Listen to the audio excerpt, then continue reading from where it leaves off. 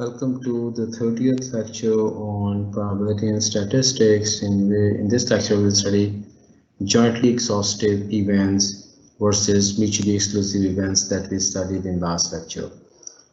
Right, events in a set are collectively exhausted if the sum of all events gives us the total sample space. For example, if we roll a die, then the sum of simple events from E1 to E6, the union of all these events gives us the total sample space. So E1 to E6, all these are collectively exhaustive because their union gives us the total sample space. But E1 and E2, they are not jointly collective.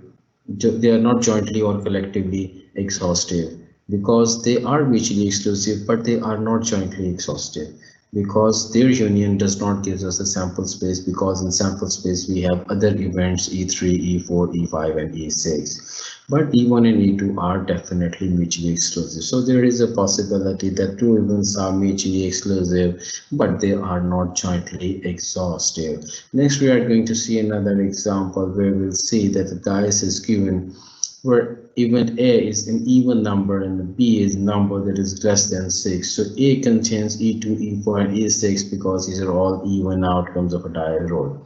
Whereas B is all E1 up to E5, not A6, because we are looking for numbers that are less than 6. So union of these two give us the whole sample space, E1, E2, E3 up to E6, the sample space. But A and B they are jointly exhaustive, but since A and B can occur simultaneously because E2 is here as well as here. So they are not mutually exclusive because E2 is there and both. So events A and B can occur simultaneously. Therefore, A and B are not mutually exclusive. So there are possibilities that the events are exhaustive, collectively exhaustive, and mutually exclusive, like we saw this in example number 1.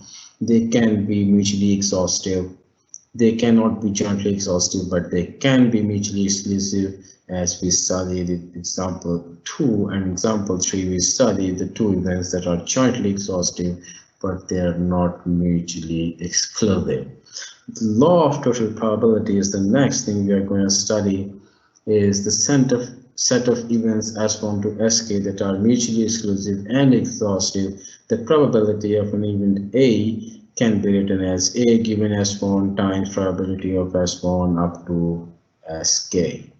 So let's understand this law of total probability with the help of an example. Given an age group in US, you are given age groups between 20 and 25. This is the first group, the second and the fifth group, where ages are greater than 65. The total number of the proportion of the population that are in this age group is 0.09. There are only 9% people in US in this age group. There are 20% in this age group, 30% are between 35 and 49, 23% are between 50 and 64, and 17% population in US is over 65 years of age. So, but we define an event A where US citizens owns 5 or more joggers or sneakers for exercise. So giving these conditional probabilities for all these 5 age groups, that A given G1, this means, what does this mean? That the person is definitely from this age group between 20 and 24.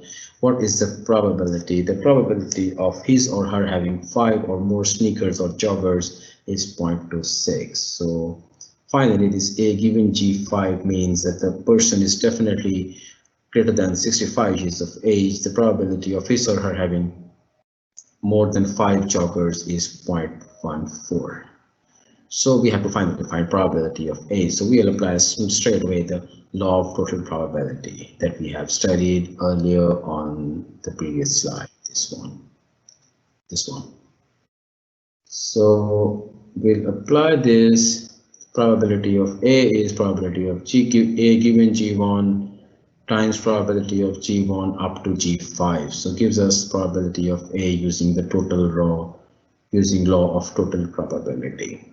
As further we find probability of G given A, that is the reverse probability, that we are given that the person has 5 or more Snickers, what is the probability that he or she is greater than 65 years of age? For that, we have to take help from the simple expression of joint probability that we studied in last lecture.